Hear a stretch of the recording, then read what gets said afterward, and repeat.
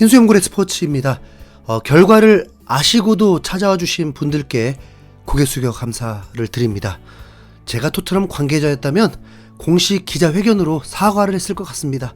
토트넘이 프리미어리그 14라운드 본머스 원정 경기에서 0대1 패배를 당하면서 10위까지 추락하게 되었습니다.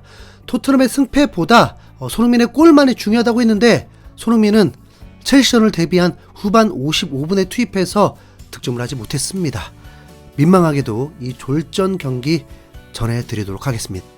토트넘의 14라운드는 본머스와의 경기입니다. 토트넘은 리그 8위였고 본머스는 리그 13위입니다. 토트넘이 리그 13위 팀을 상대하고 지난 시즌에도 본머스를 상대로 모두 승리를 했기 때문에 어느 정도 토트넘의 우세를 예상할 수 있지만 승점은 고작 2점 차일 뿐입니다. 지난 시즌보다 더 강해진 본머스인 것은 확실합니다. 홈에서 맨시티도 이겨버린 본머스고 아스날도 이겨버린 본머스니까요. 첼시에게도 겨우 패배했습니다. 바라는 바는 아니지만 본머스가 토트넘을 이겨버리면 순위 역전이 되는 상황이 돼버립니다. 토트넘 입장에서는 비교도 안됩니다. 상위권과 너무 멀어져요. 토트넘의 퐁당퐁당 승리가 과학이라면 오늘은 승리하는 날이죠. 그런데 그 승리를 마냥 좋아할 수는 없습니다. 그럼 15라운드 빅매치 첼시전을 또 패배? 포기하란 말인가요? 엔지 감독도 퐁당퐁당이 과학이 아니라는 걸 증명하기 위해 큰 변화를 주었습니다. 솔직히 예상을 못했습니다. 손흥민을 벤치로 시작하게 한 것입니다. 새벽 4시 반, 얼마나 허탈했겠습니까? 손흥민이 선발 출전하고 60분 정도 뛰고 첼시전 출전하길 바란 건데, 사실 본머스를 쉽게 이겼을 때나 가능한 시나리오지, 본머스 원정에서 토트넘이 압승할 거라는 예상은 좀 솔직히 금물이죠. 엔지 감독은 손흥민만 벤치로 시작한 게 아니고 포로도 벤치로 시작하게 했습니다. 주전 선수들을 벤치로 시작하고 싶지만 선수 자원이 없어서 방법도 없었습니다. 토트넘 라인업은 포스터 골키퍼, 아치그레이, 드라구신, 벤 데이비스, 우도기, 메디슨, 비수마, 사르, 클루셉스키, 솔랑키, 존슨이 선발 출전했습니다. 본머스 구장은 10,000명 정도밖에 수용이 안 되는 곳입니다. 그래서 뭔가 리그 경기가 아니라 유로파리그 원정 경기 치르는 듯한 분위기였습니다.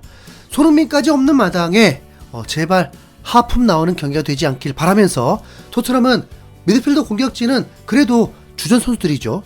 본머스도 물러서지 않고 압박을 강하게 하는 팀이기 때문에 공방이 치열한 경기가 될 것으로 예상됐습니다. 결국 선제골 싸움이 될 텐데요.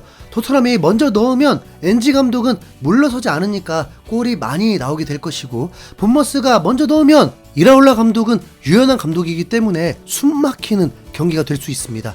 전반 5분 클루셉스키가 먼저 찬스를 얻게 되었는데 박스 안에서 오른발 슈팅이 하필 골키퍼 정면으로 가면서 막혔고, 전반 7분에는 상대 수비 실책과 함께 더 좋은 찬스가 있었는데 솔랑케가 골대 5m 앞에서 진짜 하늘 높이 쏘아 올렸습니다.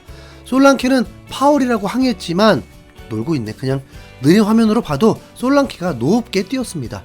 15분에는 토트넘이 수비 상황에서 미스가 발생하면서 실점 직전이었는데 포스트의 큰 몸집 때문에 실점 위기를 벗어났습니다. 그러나 1분 뒤에 토트넘은 실점을 합니다. 또 코너킥입니다. 그냥 이렇게 쉽게 허탈하게 실점을 하다니, 그냥 킥이 올라왔고 토트넘 선수 중에 아무도 마크하지 않았던 선수가 뒤로 돌아와서 깔끔하게 헤딩슛을 넣었습니다. 코너킥이 이렇게 쉬울 수도 있네요. 감독과 코치진은 이 정도면 게을러 빠진 것이고 직무 위기죠.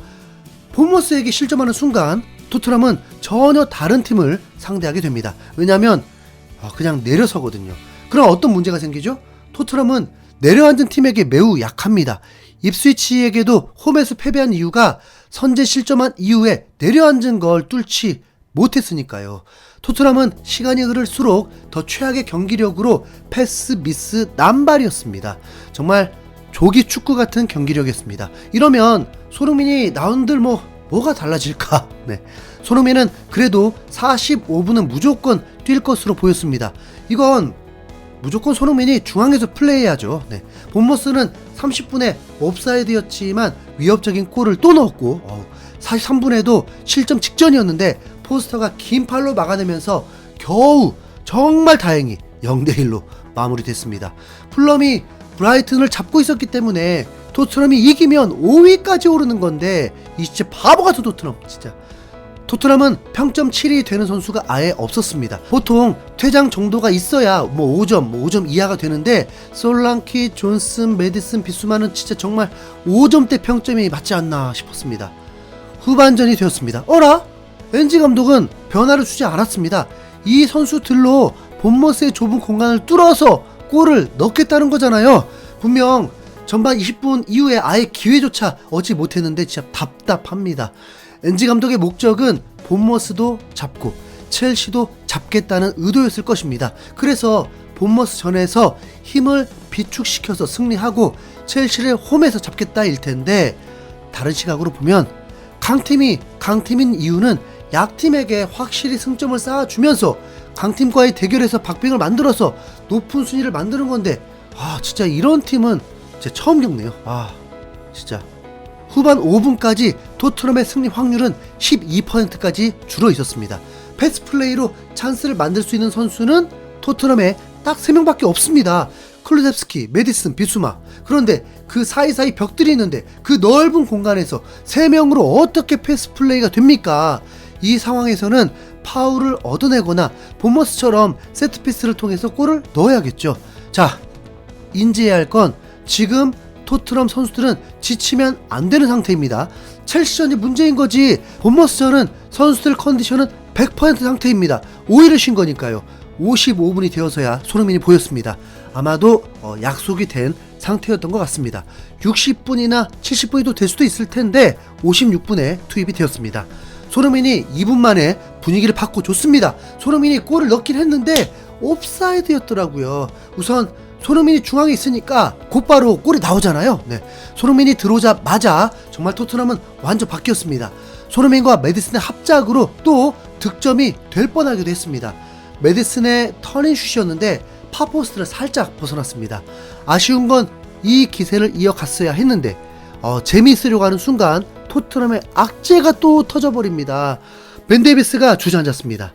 사실 벤 데이비스가 무리하긴 했거든요. 국가대표 때부터 쉴 새 없이 계속 출전했고 풀타임들이었습니다. 결국 햄스트링이 오면서 포로가 투입되었고 아치그레이가 센터백을 맡았습니다. 18살 선수가 대단하죠. 프로리그에서 좌우 풀백에 센터백까지 소화합니다. 64분에 토트넘의 퀄리티 있는 슈팅이 나옵니다. 포로가 총알같은 다이렉트 슈팅이 나오면서 유슈팅을 만들었습니다. 토트넘이 계속 흐름을 이어갔어야 했는데 오히려 이제 당하기 시작합니다. 실수 연발이 나오면서 추가 실점까지 나오면서 망연자실했는데 다행히 20초 후에 느린 화면이 옵사이드였습니다. 지금 지고 있는 상황인데 이거 뭐죠? 점점 밀리기 시작합니다. 몇 차례 슈팅을 계속 허용하기까지 합니다. 80분이 되어서 더 빠른 베르너도 투입을 하고 지친 메디슨, 비수마를 빼버립니다. 오늘은 진짜 패배 시 미드필더 부진이 결국 망치게 된 거죠. 베르너까지 투입되어서 손흥민이 미드필더를 맡았습니다. 이기기를 바라는 경기가 무승부되길 바라는 경기가 돼버린 진짜 열불 터지네요. 더 이상 못 보겠습니다. 포기.